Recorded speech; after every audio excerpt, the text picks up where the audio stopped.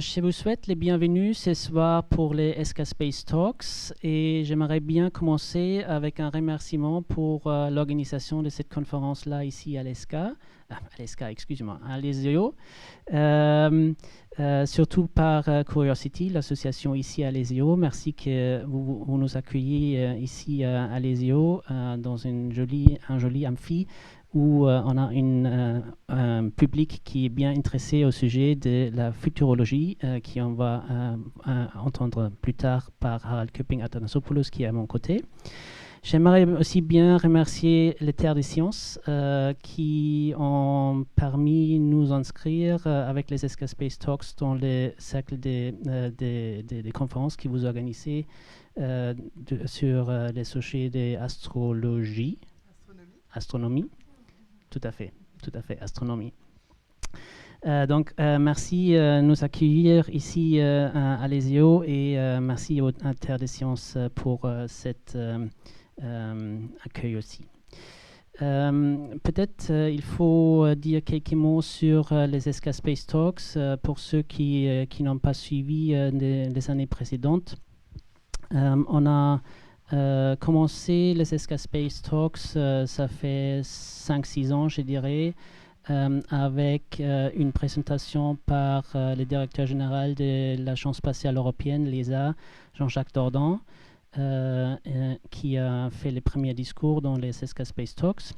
Et après, on a continué avec, par exemple, Benjamin Potier, qui a fait une présentation sur les missions analogues sur Terre qui simulent, si vous voulez, les situations lunaires ou les situations sur les autres planètes, par exemple dans les laboratoires en isolation, par exemple dans les laboratoires où il faut vivre en autonomie. Donc ça, c'était les discours des ESCA Space Talks l'année dernière. Et cette année-là, on va avoir l'honneur d'avoir le discours de Dr. Harald Köpping-Athanasopoulos à côté de moi ici. Et je vais aussi dire quelques mots sur lui pour l'introduire un petit peu. Il est chercheur à l'ESCA dans le EU-Asia Institute que je dirige maintenant depuis aussi une dizaine d'années. Dans le EU-Asia Institute à l'ESCA, on a plusieurs expertises. Donc, l'innovation, par exemple, dans lesquelles s'inscrit la politique spatiale et sur laquelle Harald Köpping-Athanasopoulos travaille en particulier avec moi depuis une quinzaine d'années.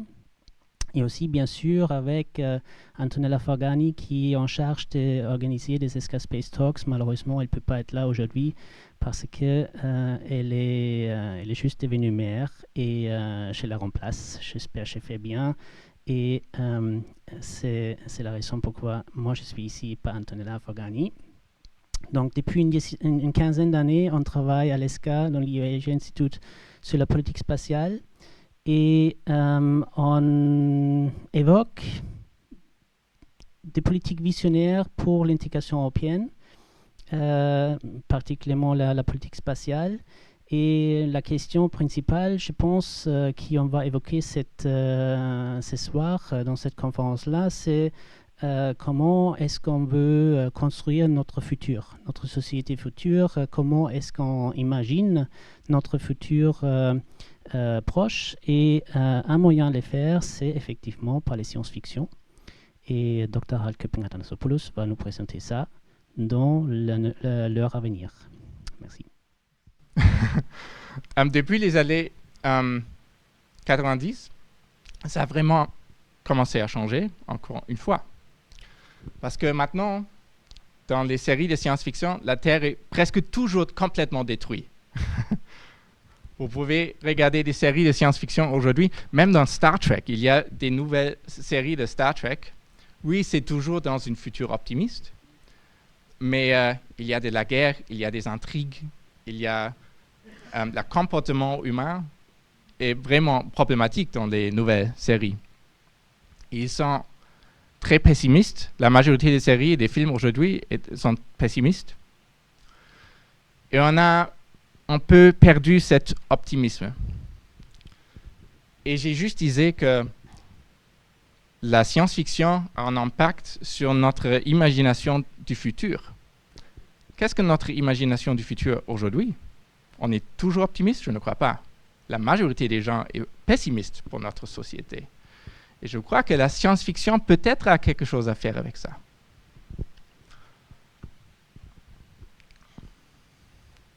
Alors, mais j'ai dit que je vais parler au sujet de l'espace, pas que la science-fiction. Et pour établir la relation entre l'espace et la science-fiction, je voulais vous présenter avec trois hommes, trois pionniers, qui ont eu vraiment une influence énorme à l'espace, aux technologies de l'espace. Et ces hommes, ils sont Konstantin Tsiolkovsky, Robert Goddard et Hermann Oberth, en russe, en américain et en allemand. Et je vais commencer avec Konstantin Tsiolkovsky. Tsiolkovsky, c'est un russe, il est né dans l'Empire russe. Il a travaillé dans l'Union soviétique. Et c'était lui qui a conceptualisé des SAS, des combinaisons spatiales. Il savait que dans l'espace, il y a un vacuum, que ce n'est pas possible pour des humains de survivre dans l'espace sans avoir une combinaison spatiale. Et il a développé le concept de combinaison spatiale. Et il a aussi développé la formule pour la vitesse d'évasion au début du siècle. Je ne suis pas sûr que vous savez qu'est-ce que c'est la vitesse d'évasion. S'il y a un satellite qui est autour de la Terre, il faut avoir une certaine vélocité pour rester en orbite. Si on augmente la vélocité, le satellite va partir de la Terre, va partir de la gravité de la Terre. Et lui, il a développé la formule pour calculer qu'est-ce qu'il faut faire pour partir de la gravité de la Terre. Et c'était pas dans les années 60, mais c'était dans le 19e siècle. 19e siècle, pardon. 19e siècle. Il était vraiment influencé par Jules Verne en particulier. Le voyage sur la Lune. Peut-être vous le connaissez, le livre, Le voyage sur la Lune. Et il a aussi il était le premier qui a formulé le paradoxe de Fermi. Le paradoxe de Fermi, ça veut dire que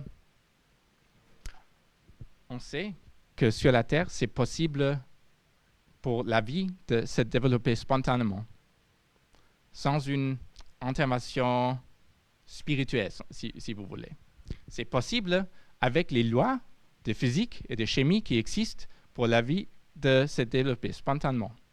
Et si c'est possible ici, peut-être c'est aussi possible sur les autres planètes, parce qu'ils ont les mêmes lois qu'ici. Mais ça, c'est un peu étrange, parce qu'on n'a pas trouvé quelque chose comme ça sur les autres planètes. Il n'y a aucun signe des extraterrestres. Il n'y a pas de signal. Il y a des programmes SETI, par exemple, qui ont cherché beaucoup des années, mais ils ne sont pas visibles. Pourquoi? Il n'y a aucune bonne explication pour ce phénomène. Et lui, il était le premier qui a formulé ce paradoxe. Et lui aussi, il était très, très inspiré par la science-fiction. Il était lui-même un auteur de la science-fiction. Il a écrit le livre Na Lune, à la Lune, et qu'il écrit un voyage sur la Lune. Et ici, il a dessiné ça, Konstantin Tsiolkovsky. Ça, c'est le concept d'avoir une station spatiale avec la gravité artificielle. La station spatiale est en rotation, et comme ça, on peut avoir la gravité artificielle. Et c'était tout dans le 19e siècle. Avant, il y avait des technologies pour permettre tout ça. Et il disait, la Terre est le berceau de l'esprit, mais l'humanité ne peut pas vivre éternellement dans son berceau. Il a déjà eu l'idée qu'un jour, l'humanité va partir de la Terre.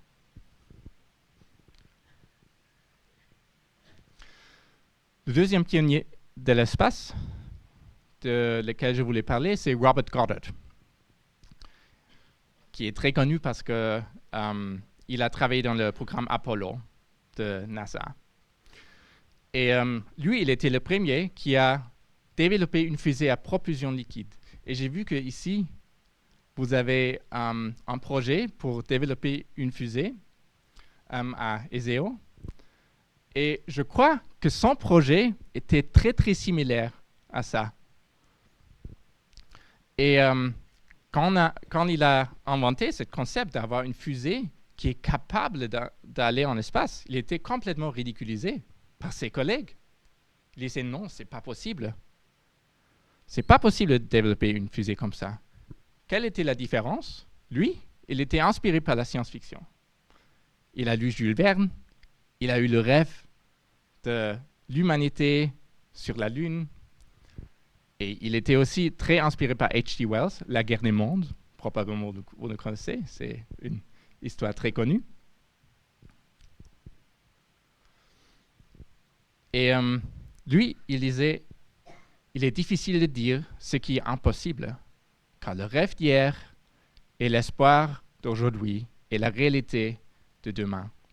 Et vous pouvez voir comment il était inspiré par les rêves du futur. Et le troisième, Hermann Oberth. C'était lui qui a conceptualisé la fusée à étage. Ça veut dire que quand il y a une fusée, c'est allumé, et après quelques minutes, une section, un étage de la fusée est abandonné. C'est toujours comme ça, même avec Starship, la grande fusée de Elon Musk maintenant, qui a deux étages. Et c'était lui qui a développé ce concept. Et pour illustrer la relation entre la science-fiction et la technologie, il faut juste dire qu'il a travaillé avec Fritz Lang et Thea von Harbour pour le film Frau am Mond, la femme sur la Lune, qui montre exactement ça, le lancement d'une fusée à étage. Et même le countdown, le fameux countdown. 3, 2, 1.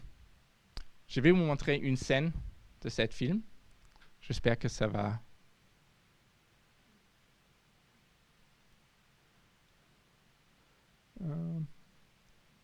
Ici, c'est le countdown maintenant. Ils ont dans la fusée maintenant. Il reste 10 secondes.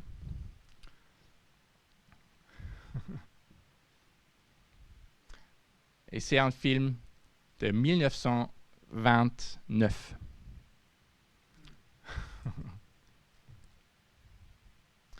Et maintenant, il voyage vers la Lune.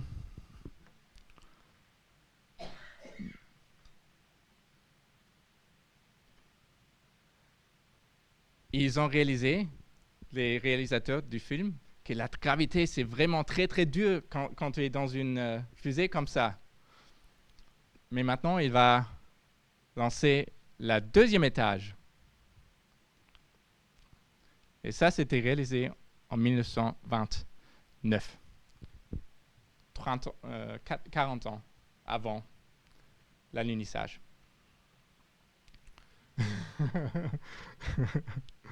Oui, il exagère un peu. OK. Et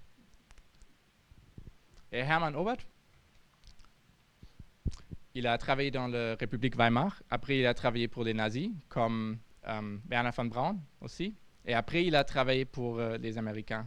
Et c'est ça toujours un problème avec les technologies d'espace, parce qu'on peut les utiliser pour aller en espace et on peut les utiliser comme armes aussi. C'est toujours le problème avec des fusées. Il disait la beauté de l'espace est qu'il est si vide qu'il devient une toile pour notre imagination. Et je crois que c'est exactement comme pour ça que l'espace joue un si grand rôle dans la science-fiction.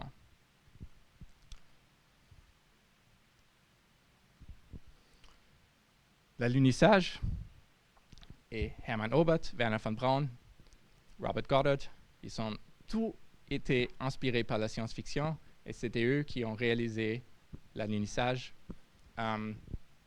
qui était probablement l'événement le plus important dans l'histoire de l'humanité dans l'espace. Et aujourd'hui, ça, c'est quelque chose de complètement normal pour nous, la Station spatiale internationale, qui était aussi inspirée par la science-fiction, par exemple par le film 2001, où on peut aussi voir la grande station spatiale. Alors, et comment sera l'avenir de l'espace? Comme je disais au début de ma présentation, je suis futurologue. Et c'est un peu bizarre comme genre de la science parce qu'on n'a pas des données du futur. On ne peut pas parler avec quelqu'un qui a habité dans le futur. Ce n'est pas possible. Comment est-ce que c'est possible de prévoir le futur? Avant, j'ai dit quelque chose au sujet du futur de l'espace. Au début, je voulais expliquer comment on fait notre science et comment c'est en fait possible de prévoir le futur. Je voulais vous expliquer la méthode. Et la méthode qu'on utilise, c'est la méthode Delphi de prospective. Au début, le premier truc qu'on fait, c'est qu'on fait une analyse de l'environnement.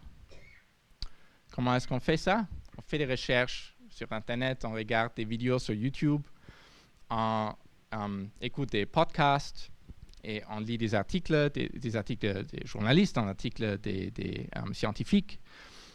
Et on les analyse. On fait une carte STEEP. Vous connaissez STEEP? Société, technologie, écologie, économie, politique. Et on fait une liste de toutes les tendances qui existent dans cet sujet. Et après, on nous demande qui sont les acteurs qui ont un impact sur ces sujets. Qui sont les acteurs qui ont un impact au futur? Et on fait une liste de ces acteurs. Ils sont ici, ici sont les tendances, ici sont les acteurs. Et les acteurs avec qui on parle, avec qui on fait des entretiens, ce sont des spécialistes, des chercheurs, des fondateurs, des innovateurs, des experts, des députés, des activistes, des représentants d'intérêt. Et on fait des entretiens avec des gens qui ont le pouvoir d'avoir un impact au futur. Parce qu'on pense que leur opinion est plus importante que l'opinion de nos voisins, je ne sais pas. Parce qu'ils ont vraiment le pouvoir d'influencer le futur. Et on parle avec eux. Et après tous les entretiens, on analyse les entretiens et on fait une liste des hypothèses. Ce sont vraiment des hypothèses. Ce n'est pas des données, évidemment. Des hypothèses. Et quelquefois, les experts ne sont pas d'accord avec eux-mêmes. Par exemple, dans l'étude que j'ai faite, ils n'étaient pas d'accord au sujet de l'atterrissage sur Mars. Il y avait quelques experts qui ont dit « Oui, on va faire l'atterrissage sur Mars avant 2040. » Mais la majorité n'était pas d'accord. La majorité a dit « Non, pas possible. Pas possible, c'est trop risqué, tout ça. » Et qu'est-ce qu'il faut faire? On fait une enquête en ligne. On fait une confrontation des experts avec les hypothèses qui sont controversées. Par exemple, l'atterrissage sur Mars. Et ils participent dans l'enquête en ligne. Et après, on a nos résultats. Et avec les résultats, on peut écrire une étude. C'est vraiment comme un livre de 100 pages, quelque chose comme ça. Et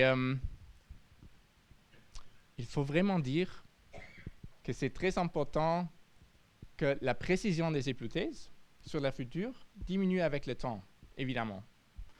Probablement, vous savez qu'est-ce que vous allez faire demain.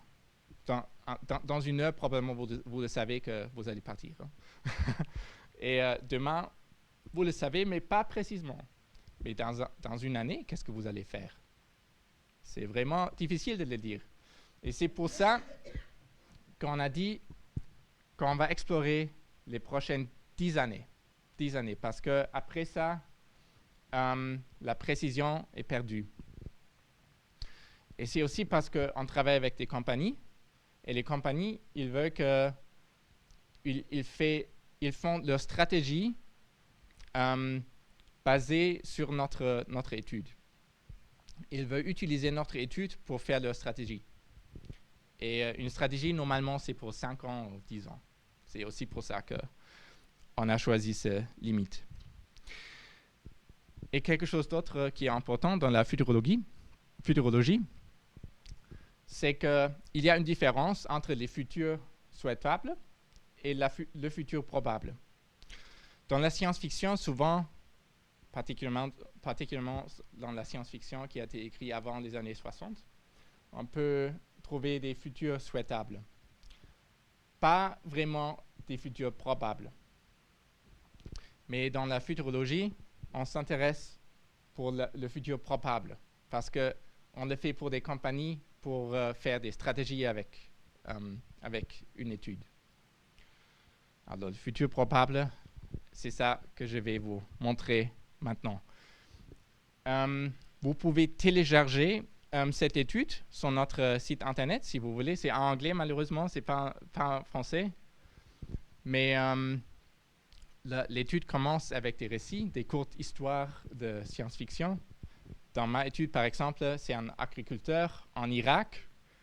En 2040, il a vraiment des problèmes avec le changement climatique, évidemment, mais il utilise des technologies d'espace pour l'agriculture, pour prévoir l'humidité de la Terre et tout ça. Et il y a aussi une autre histoire d'une astronaute privée qui voyage dans une station d'espace privée. Il y a aussi des cartes sauvages. Une carte sauvage dans la futurologie, c'est un scénario qui est improbable, mais à fort impact. Par exemple, la pandémie. Avant la pandémie, c'était toujours le carte sauvage classique. Maintenant, c'est plus, parce que c'était la réalité. Mais dans mon étude, par exemple, contact avec une espèce extraterrestre, c'est la carte sauvage. Mais l'essentiel de l'étude est vraiment centré sur l'entretien. J'ai fait 20 entretiens qualitatifs semi-structurés et on a analysé les entretiens à l'aide de la méthode de la théorie ancrée, Grounded Theory. C'est une méthode qualitative des humanités. On a parlé, par exemple, Rob Myerson, c'était le président de Blue Origin. Blue Origin, c'est une des plus grandes compagnies privées d'espace aujourd'hui. On a parlé avec des astronautes. On a parlé, lui, dans le passé, il a eu le projet Mars One. Dans ce projet, c'était possible d'acheter un billet pour aller au Mars, mais c'était pas aller-retour, juste aller. C'était un peu suicidaire. Robert Zubrin, président de la Mars Society. On n'a pas que parlé avec des experts d'espace. Lui, par exemple, Ravi Simhambhatla, c'est le CEO de Avis Budget. Si vous avez loué une voiture, peut-être... oui, d'accord. Les résultats. Je vais pas vous montrer tous les résultats. C'est pas possible maintenant. Je vais vous montrer 3 résultats. Je commence avec des stations de l'espace privé. Pourquoi est-ce que c'est intéressant? Aujourd'hui, on a la Station spatiale internationale. Mais si on a une compagnie pharmaceutique, par exemple, c'est très difficile d'utiliser les capacités de cette station spatiale. Pourquoi? Parce qu'il y a un laboratoire dans la station et il y a beaucoup des expériences qu'il faut faire dans ce laboratoire. Et pour une compagnie, c'est très, très difficile de le faire parce qu'il faut attendre longtemps. Et pour une compagnie pharmaceutique, c'est vraiment beaucoup mieux d'avoir une propre station spatiale pour faire des expériences. Et particulièrement pour les compagnies pharmaceutiques, c'est vraiment nécessaire. Parce qu'il y a des médicaments qu'on peut créer en espace sans l'influence de la gravité de la Terre. Et ce n'est pas possible de les créer sur la Terre. Il faut être en espace pour les créer. Et pour les développer, pour faire des tests. Et c'est pour ça que c'est vraiment quelque chose de très intéressant. On a parlé avec des experts de ces compagnies. Ils se sont dit, oui, c'est quelque chose qui va probablement être la réalité avant 2040. Et en fait, l'année prochaine, probablement, on va avoir le premier module de la Station spatiale internationale privée. Un module privé qui va s'attacher avec la Station spatiale internationale l'année prochaine. Mais dans les années 30, on va avoir des stations spatiales privées indépendantes. Et évidemment, ça s'est inspiré par des stations spatiales privées dans la science-fiction, parce qu'il y a souvent des stations spatiales comme ça dans la science-fiction. Dans 2001, par exemple, il y a une station spatiale comme ça. Ils étaient vraiment inspirés par ça. Le deuxième, c'est la base lunaire dirigée par les États-Unis. Pourquoi est-ce que c'est intéressant?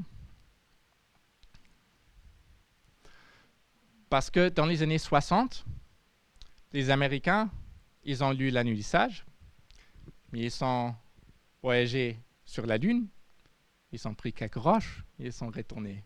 Juste pour montrer à tout le monde, OK, on est capable de le faire. Notre système de société est supérieur. Mais maintenant, avec le programme Artemis, on va retourner sur la Lune, les Européens aussi, mais ça va être dirigé par les Américains, mais les Européens supportent. Et on ne va pas que mettre des astronautes sur la Lune, prendre des roches et retourner à la Terre. On va vraiment construire une base sur la surface de la Lune. Et ça, c'est vraiment quelque chose de nouveau. Est-ce que c'est la colonisation de la Lune? Pas exactement. Pas exactement. Parce que, est-ce qu'on a colonisé l'Antarctique? Probablement pas. Il y a des scientifiques qui y habitent, mais c'est une vraie vraiment colonisation parce que je ne crois pas qu'il y avait des bébés qui ont eu né en Antarctique, dans les bases scientifiques. Mais comment est-ce que c'est possible maintenant? Pourquoi maintenant? Pourquoi pas avant? Et la raison, c'est ça. Le prix de lancer 1 kilo de matière en espace a diminué énormément. Énormément. Vous pouvez voir ça? Space Shuttle. Le prix pour 1 kilo de matière, c'était $50 000. 50 000 $. Et ça, c'était dans les années 2000, le Delta M4. Même chose avec l'Ariane, plus ou moins 10 000 €. Et avec le Falcon 9 de SpaceX, maintenant le prix a vraiment diminué à presque 2 000 € par kilo. Falcon Heavy. Et maintenant avec le Starship, le progrès est énorme. La diminution du prix est vraiment énorme. Je ne peux pas exagérer ici. Et maintenant, beaucoup des choses qui étaient impossibles dans le passé parce que c'était trop cher, maintenant, ils sont devenus possibles. C'est pour ça que je crois que la vraie révolution d'espace est en cours maintenant, pas dans les années 60, maintenant, à cause de ça.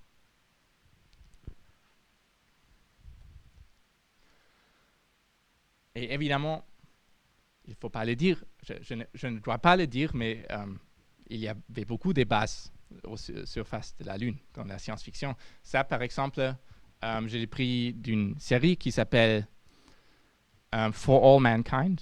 For All Mankind. Et le scénario dans For All Mankind, c'est que ce n'étaient pas les Américains qui étaient les premiers qui ont fait l'alunissage, mais les Soviétiques. Et les Américains, ils ont dit non, c'est impossible, il faut continuer maintenant avec l'espace. Il ne faut pas arrêter à la Lune, il ne faut pas arrêter avec l'alunissage. Il faut faire quelque chose de supérieur aux Soviétiques. Et ils ont créé une base sur la Lune. Et après, dans la continuation de la série, ils ont même fait l'atterrissage sur Mars et tout ça. Mais c'est très populaire dans la science-fiction. Et beaucoup de gens étaient vraiment déçus, je crois, après l'alunissage, qu'on n'a pas continué. Mais aujourd'hui, ce sera possible. Et le dernier truc, c'est que on va avoir des données sur l'abondance de la vie extraterrestre. On ne va pas savoir s'il y a des extraterrestres. On ne va pas savoir. Mais on va avoir des données sur l'abondance de la vie extraterrestre. Comment? Probablement, vous avez peut-être vu cette équation. Formule. Et ça, c'est le nombre des étoiles qui se forment annuellement dans notre galaxie. Et quand Frank Drake a formulé cette formule, il ne savait pas le nombre du tout. Aujourd'hui, on le sait. Ça, c'est la proportion des étoiles qui ont des planètes. Ça, c'est la proportion des planètes qui sont similaires de la Terre, avec des océans, avec une atmosphère similaire de nitrogène. La proportion des planètes qui sont similaires de la Terre, qui ont développé spontanément la vie, la proportion des planètes avec la vie qui ont développé la vie intelligente, proportion de vie intelligente qui est capable et motivée de communiquer, et la durée de vie moyenne d'une civilisation. Quand Frank Drake a développé cette formule, il ne savait pas du tout les nombres. Mais aujourd'hui, on a commencé de savoir les nombres. Donc, on sait qui est le nombre des étoiles qui se forment chaque année. On sait maintenant combien des étoiles a des planètes. Quand j'étais né, en 1988, on ne savait pas du tout s'il y a des planètes. J'ai demandé à mon père, est-ce qu'il y a des autres planètes dans les autres systèmes solaires? On ne savait pas. La première planète a été découverte en 1996. Cet nombre, on n'est pas assez sûr, mais on commence de le savoir. On a trouvé des planètes maintenant qui sont similaires à la Terre. Et les autres, on ne sait pas. Particulièrement ça. La durée de vie moyenne d'une civilisation, on n'est pas assez sûr. Mais on va avoir des nouveaux données jusqu'à l'année 2040. Ça, c'est la lune Enceladus. C'est une lune de Saturne. Est-ce que vous savez combien les lunes a Saturne? Est-ce que vous savez combien de lunes a la planète Saturne? Quelque chose comme ça. Plus que 100 lunes. Et ça, c'est la lune. Et aux surfaces de la lune Enceladus, il y a des geysers. Des geysers. Ça, c'est geyser. Ça, c'est de l'eau. C'est de l'eau. Et ça va être possible. Il y a une un projet pour faire exactement ça, pour envoyer une sonde à Enceladus pour analyser l'eau qui est éjectée par cette lune. Et comme ça, on peut voir s'il y a de la vie là-dedans. Et dans notre système solaire, il y a la lune Europa, il y a la lune Ganymède, il y a la lune Callisto, il y a Enceladus, Titan, Pluto, Mars, qui ont de l'eau liquide en intérieur. On a beaucoup des lunes dans notre système solaire qui sont peut-être inhabitées par des bactéries, je ne sais pas, quelque chose comme ça. Et s'il n'y a pas de vie dans ces océans, ça va vous donner des informations aux abondances de la vie dans l'univers. Parce que si ce n'est pas possible dans ces lunes, ça veut dire que peut-être la vie est rare. Et évidemment, les extraterrestres jouent un rôle énorme dans la science-fiction. Ça, c'est la première histoire de science-fiction qu'on connaît, qui a été écrite par Lucien de Samosat, qui s'appelle L'Histoire véritable. Et dans ce livre, il y a l'humanité qui fait une guerre avec les Vénusiens, en guerre interplanétaire. Et jusqu'au début de la science-fiction, les extraterrestres jouaient un rôle énorme. Et même évidemment dans nos films, dans presque chaque film de science-fiction, il y a des extraterrestres. Il faut avoir des extraterrestres. Sans eux, c'est ennuyant. Ok. Je vais finir maintenant, mais il y a une chose que je voulais dire. C'est déjà dit que la science-fiction a vraiment changé. La science-fiction est devenue plus pessimiste. Et ça m'inquiète un peu parce que notre imagination du futur n'est pas très optimiste.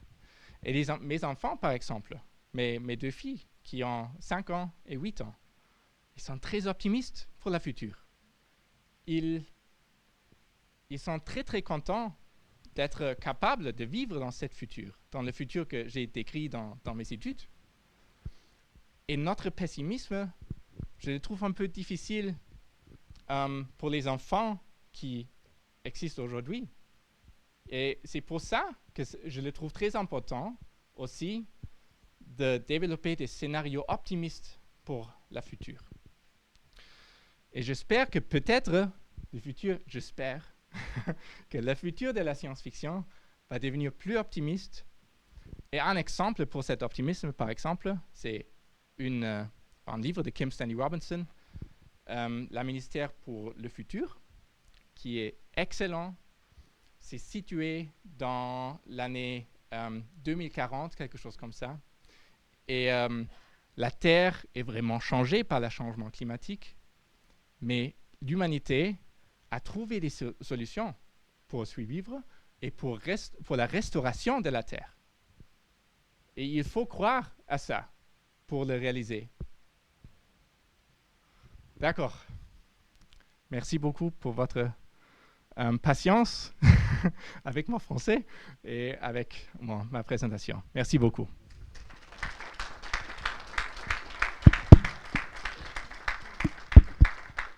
Merci Harald. Merci beaucoup pour cette conférence très enrichissante.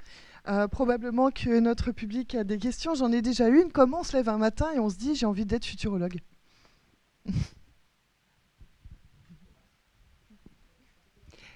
Comment peut-on se dire un jour j'ai envie d'être futurologue? Ah, ok, excellent. Okay. Vous pouvez travailler avec moi peut-être. Okay.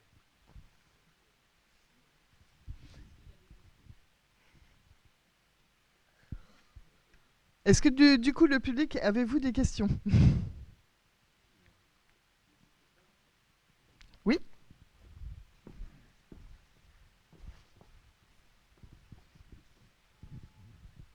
Je vais rebondir sur la question. Là, c'était peut-être la question, c'était de pouvoir se poser quel est le type de formation que vous avez fait pour arriver en fait aux études que vous faites aujourd'hui. En fait, quel est le parcours? Parce que c'est pas un parcours commun être futurologue. Et donc, effectivement, alors moi j'apprends effectivement que à l'ESCA on travaille sur ces sujets-là, et donc j'aimerais savoir finalement quel est le parcours qui permet d'arriver à ce type de métier en fait. Voilà. Oui, merci pour la question. J'ai étudié relations internationales à Swansea en Pays Galles. Et après, j'ai fait mon master dans les études européennes à Maastricht, en Pays-Bas. Et après, j'ai fait mon doctorat au sujet de la migration européenne, la politique de migration européenne. Et qu'est-ce que ça a fait avec la futurologie? En fait, il y a beaucoup de similarités parce que les méthodes que j'ai utilisées dans mon doctorat, ils sont exactement les mêmes méthodes que j'utilise maintenant. Des recherches qualitatives, des entretiens, analyse des entretiens, grounded theory. Ça, c'est tout des méthodes que j'ai toujours utilisées. Et après ça, j'ai commencé de travailler dans mon institut parce que j'ai l'expérience de travailler avec des méthodes qualitatives. En Allemagne, il y a un master de futurologie à Berlin et 50% de mon équipe, ils ont fait cette master. Et chaque année, quand ils finissent, il faut aller à Berlin pour les prendre. Parce qu'il n'y a pas beaucoup de futurologues. Il n'y a pas beaucoup des gens qui ont vraiment étudié la futurologie. Et j'espère qu'un jour, peut-être, même ici à l'ESCA, on peut faire un master en futurologie. Mais oui, l'autre 50% de mon équipe, il y a aussi des autres gens qui ont fait un doctorat, mais pas dans cette discipline particulière. Le plus important, c'est de savoir les méthodes de recherche qualitative, de faire des entretiens, analyser des entretiens. Ça, c'est le plus important. Et il faut s'intéresser pour le futur. Et moi, j'adore la science-fiction, j'adore l'espace, et ça aussi, pour moi particulièrement, c'était très, très important. Je vais ajouter un petit point là, Harald, parce que j'ai partagé quand même cet voyage avec toi les derniers 10-15 ans. Et je me souviens bien, il faut toujours aussi un petit peu d'hasard dans la vie. Et je me souviens bien, les premiers workshops, ESCA Space Policy Workshop à l'ESCA Paris, je pense que c'était en 2009, si je me souviens bien, où tu es venu et tu es resté avec les sujets. Donc ça c'est quand même aussi une de tes qualités, et peut-être aussi quelque chose qui est important pour les futuristes et pour les passionnés des spatiales, cette curiosité. Curiosité pour presque comme un explorer. Et je pense que ça, c'est quand même quelque chose qui est assez profond. Alors, oui, Harald,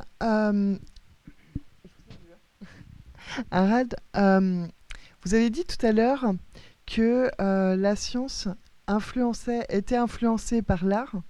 Est-ce que ça voudrait dire que sans l'art, il n'y a pas de science ?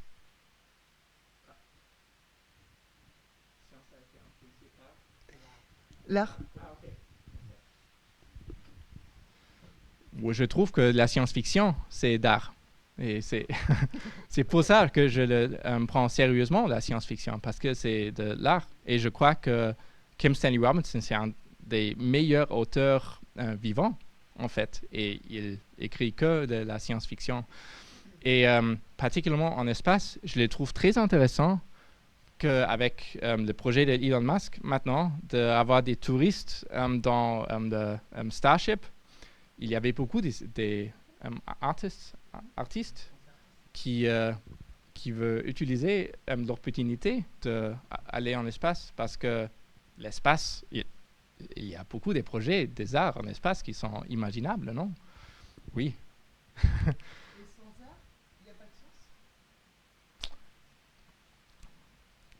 C'est une bonne question.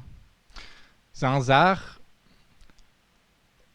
la science a beaucoup à faire avec l'imagination. Et l'art aussi a beaucoup à faire avec l'imagination. Et je crois que les deux, il faut qu'ils soient ensemble, vraiment. Oui. Oui, c'est pas tout à fait une question, mais c'est une interprétation un peu... la matière de la science-fiction au début, au 19e siècle par exemple, ou peut-être avant, enfin je ne connais pas le détail, on a l'impression que c'était vraiment l'imagination pure qui partait pas vraiment du réel. On créait un futur à partir de bases, enfin simplement par exemple en regardant la Lune, mais c'était vraiment l'imagination. Alors que là, ce qui me frappe à travers ce que vous dites, c'est que la science-fiction actuelle, elle est pessimiste, mais elle est pessimiste parce que justement, on a l'impression que l'imagination est tirée des événements de la réalité.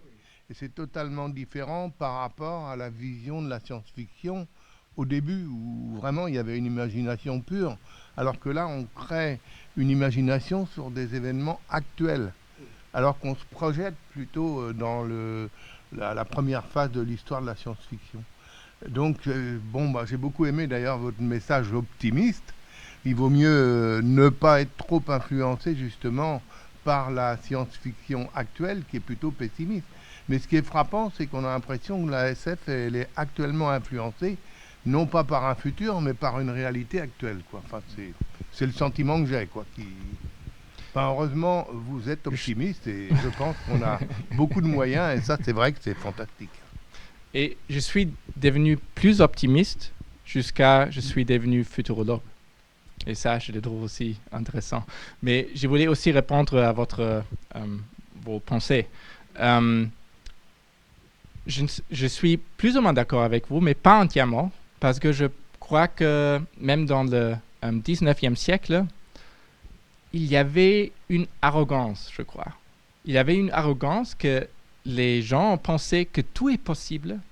On peut conquérir la Terre, on peut faire tout ce qu'on veut avec la Terre. Et ça aussi, c'est un peu problématique. Ça aussi. Et je crois que la science-fiction, de jouer ce rôle du prophète moderne, c'est pas quelque chose assez grave. Ça a aussi beaucoup des avantages parce que ça nous montre quelles sont les conséquences de notre comportement vers la planète. Mais en tout cas, je ne crois pas que c'est une bonne idée de se concentrer exclusivement aux pensées pessimistes. Il faut aussi développer des visions positives, optimistes pour le futur. Oui.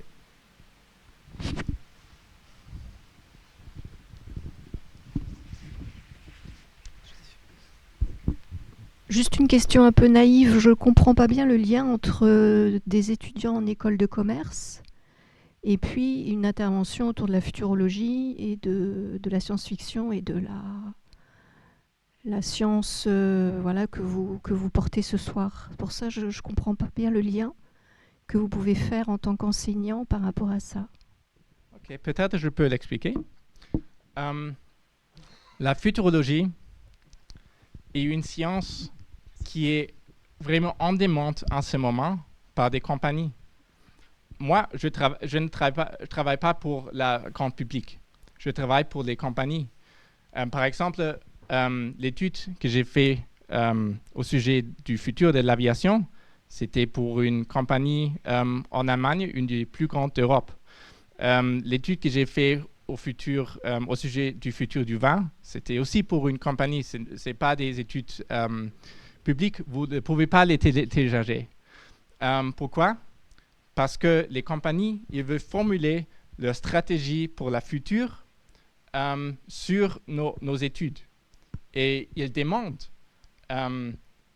la possibilité de prévoir le futur un peu. Et c'est pour ça que c'est très important. C'est pour ça que c'est en demande en ce moment. Et moi, je trouve l'espace intéressant. C'était pour ça que j'ai fait cette étude, pour montrer nos méthodes. Parce que je dois admettre que pour les compagnies, l'espace n'est pas un sujet si populaire. ils s'intéressent pour le futur l'intelligence artificielle en ce moment, c'est très très important, le futur des ordinateurs quantiques, les robots, c'est intéressant pour eux, et même des nouveaux modèles business models, des modèles business. Comment est-ce que l'intelligence artificielle va changer les modèles business dans le futur? C'est ça qui est intéressant pour eux. Mais les méthodes que j'ai utilisées et que j'ai démontrées et que je voulais vous montrer aujourd'hui, c'est ça les méthodes qu'on utilise. Et j'espère vraiment que particulièrement dans les écoles de business, on va avoir des programmes de futurologie. Parce que pour les compagnies, c'est très important. Et chaque fois que le master à Berlin est fini, il y a des compagnies qui cherchent les gens qui ont fait ça, qui ont étudié ces méthodes de Delphi et de développer des scénarios.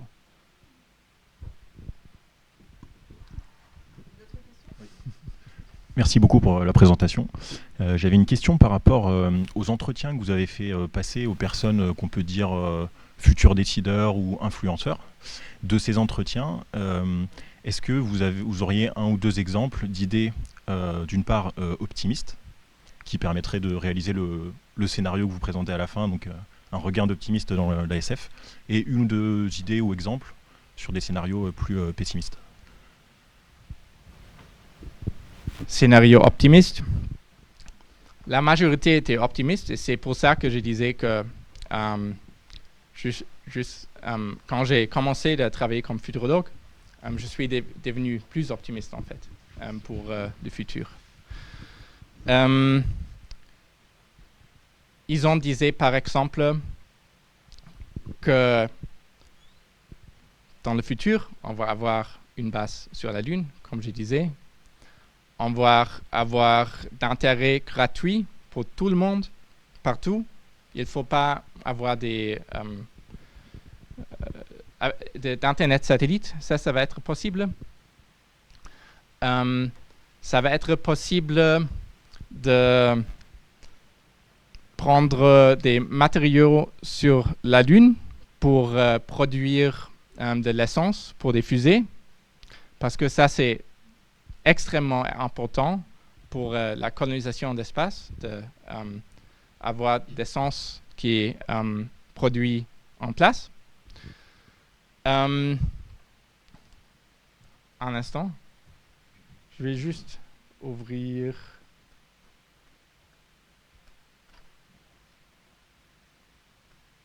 Ça, c'est la sommaire de l'étude. Ah oui.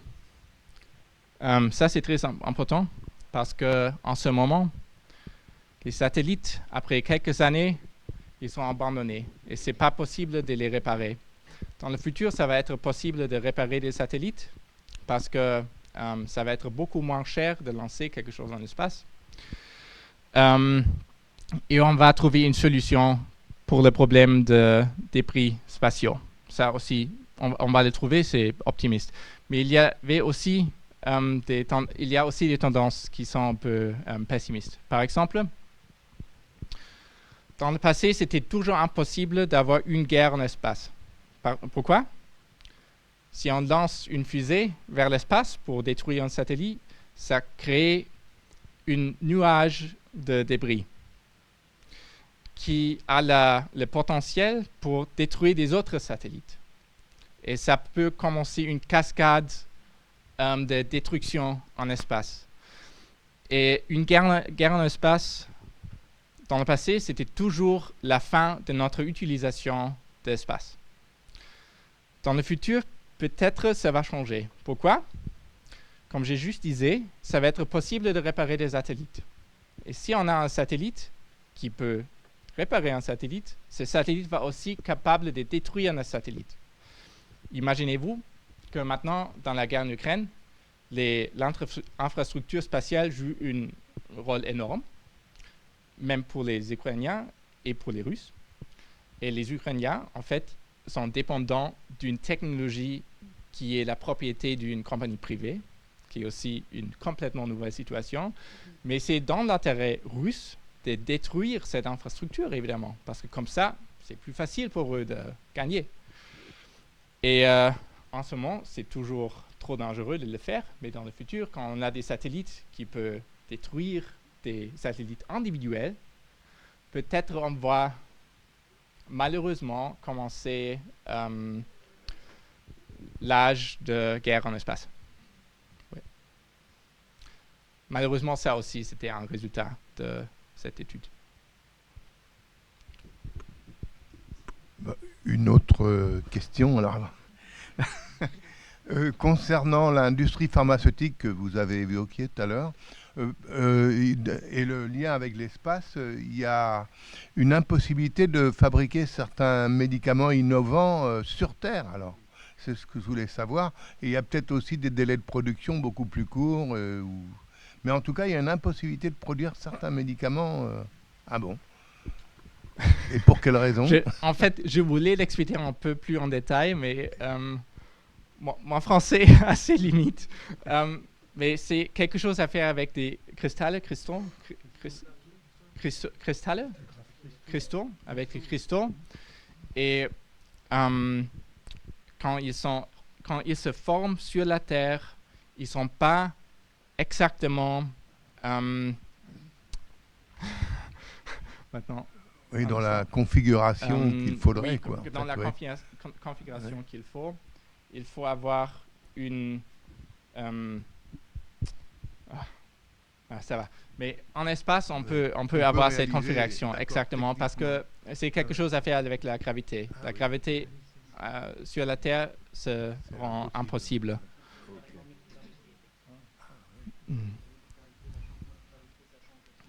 Oui, Mais ça, c'est pour étudier les cristaux?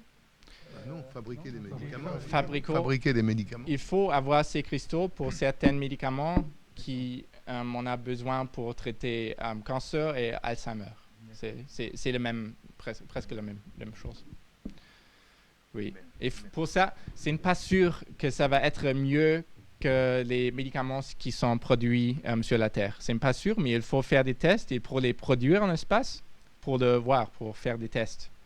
Mais pour ça, il faut avoir un laboratoire qui peut être utilisé par des compagnies industrielles. Oui. Ok, merci. Mais dans l'étude, vous pouvez le télécharger, c'est décrit en plus détail. La station lunaire là, dont vous avez parlé, vous avez évoqué, vous l'envisagez ou les chercheurs l'envisagent pour quelle période? Qu'est-ce que j'ai La station lunaire que vous avez montrée, elle est envisagée pour quelle période? Oui. On la verra, enfin moi je la verrai ou pas? Je crois que oui. Mais vous êtes assez jeune, je crois. Hein. Mais la deuxième alunissage va être réalisée avant l'année 2030. Et la base lunaire va probablement être construite dans la période entre 2035 et 2040. Oui. Et la raison, c'est parce que la station spatiale internationale va être abandonnée et les agences spatiales, ils vont avoir d'argent et eux peuvent financer ça. Peut-être on va avoir des compagnies privées qui vont aussi s'investir dans un projet comme ça. C'est imaginable. Parce qu'il y a aussi une interaction intéressante avec le changement climatique et l'espace. Et ça aussi, c'est un peu pessimiste en fait, parce que évidemment, le changement climatique, c'est une motivation pour construire des satellites, parce que sans des satellites, on ne sait pas comment le changement climatique se développe. On ne peut pas mesurer la surface de l'eau, l'augmentation du niveau de l'eau. On ne peut pas mesurer la désertification. On ne peut pas mesurer comment la composition de l'atmosphère change. Il faut avoir un bon système de satellites pour mesurer le changement climatique. Mais pour des projets spectaculaires, comme l'alunissage par exemple, ça va devenir un peu plus difficile pour des États et pour les agences spatiales nationaux de le réaliser. Mais pour des compagnies privées, aucun problème, parce qu'ils ne sont pas limités par les voteurs. Parce que pour un État, c'est difficile de justifier qu'il faut investir, je ne sais pas, des milliards de dollars dans des projets comme ça. Mais pour les compagnies privées, ça va être possible. Une autre question? Eh bien, je crois que... Oui? Non. Je crois que nous avons fait le tour, Anne. Merci beaucoup en tous les cas pour cet échange questions-réponses. Je pense qu'on peut encore l'applaudir déjà aussi pour son français. Impeccable. Mais surtout pour votre intervention et votre conférence qui était vraiment très enrichissante. Merci beaucoup et puis merci également à l'ESCA. Merci pour tout. Et merci également à vous, cher public, toujours fidèle, comme je disais au début. Et la semaine prochaine, ce sera notre dernière conférence. Donc regardez bien quel est le sujet, je laisse un petit peu le suspense. À la semaine prochaine. Bonne rentrée à vous.